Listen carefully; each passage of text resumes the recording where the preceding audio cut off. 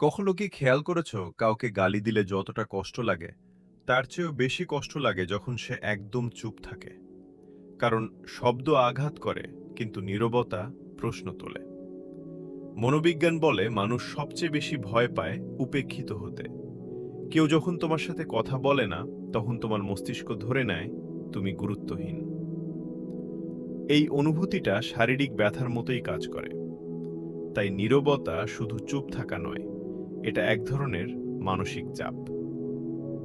Interesting একটা বিষয় জানো, যখন কেউ চুপ থাকে তোমার মস্তিষ্ক নিজেই গল্প বানাতে শুরু করে। তুমি ভাবো, আমি কি ভুল করেছি, আমি কি যথেষ্ট ছিলাম না? অথচ বাস্তবে সে মানুষটা হয়তো নিজের ভেতরের লড়াইয়ে ব্যস্ত, কিন্তু তোমার মস্তিষ্ক সেটা ভাবে না। সে শুধু নিজেকেই দোষ দেয়।